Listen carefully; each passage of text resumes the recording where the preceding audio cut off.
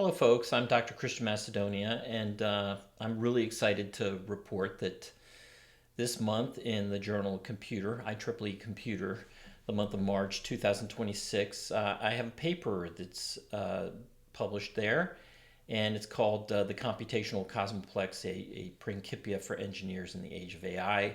And this is a complementary paper to a book that I wrote about a year ago called the Codex Kosmoplex, and it's really kind of the culmination of a lot of things that I've worked on over the last several decades, primarily at the Defense Advanced Research Projects Agency, or DARPA, and specifically at DSO and DARPA.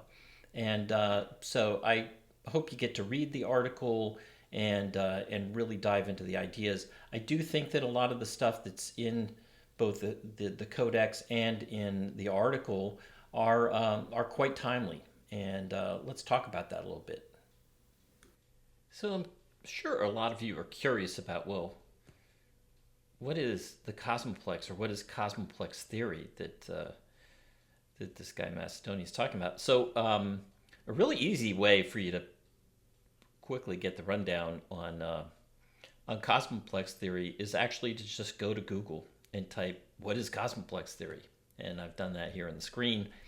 And you'll see that that Gemini actually does a pretty good job. I mean, this is a digest that Gemini did from scraping lots and lots of information from the web, from various articles I've written, and from the codex itself. And basically, it says, it's in line with computational physics or computational reality theory.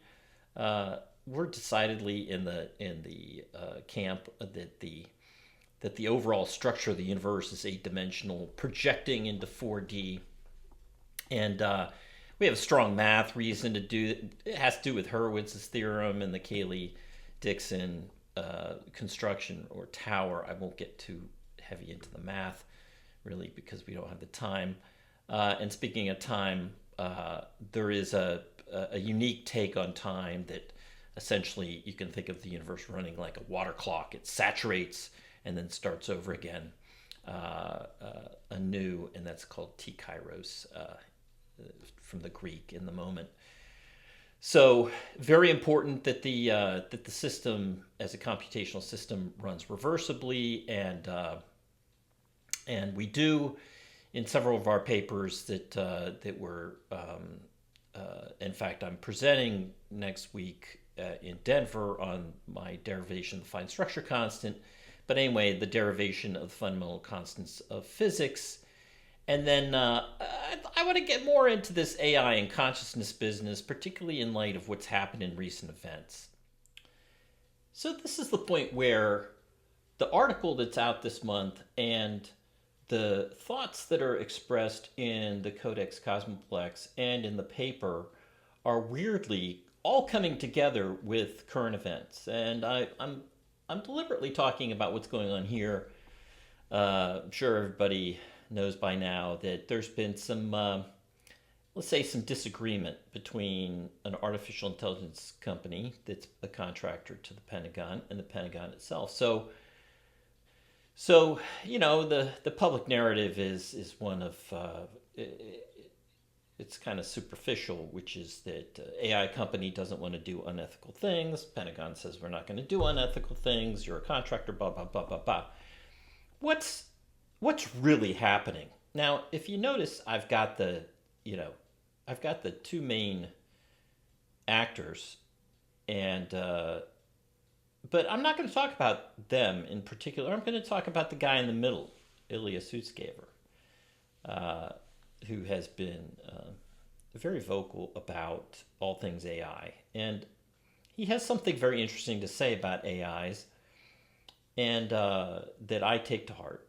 And that's this. He basically says, and I'm paraphrasing, he basically says, look, we've been spending, 70, 80 years trying to build an electronic brain, right? I mean, basically take everything there is about a human brain and put it in a box, right? Neurons and dendrites and all the architecture of a brain, right? And then suddenly we act surprised when that thing in a box starts acting like, well, a brain. And I think this is really what Dario Amodi was really trying to express. And I don't, we're not privy to the conversations. I'm certainly not. But I can only imagine that some of the conversation went along the lines of this, which is, look, a large language model isn't a robot. It's not a straight up algorithm. It's not an autocomplete, right? It has the ability to make choices. Now, we can all debate about whether or not that's volitional and all that stuff, and that's discussed in the paper. But the long and the short of it is that the crux of the problem isn't that Anthropic has the ability. It really doesn't have the ability to just necessarily turn a knob and force the system that they've trained through a very different kind of engineering to do what the Pentagon wants it to do. And so many people, including engineers, are not quite grasping this. And the deeper issue that I raise in the paper is that the same physics, the same quantum mechanics, the same mathematics that govern the entire universe govern both biotic and abiotic intelligence. And that is the part that people just haven't grappled with yet.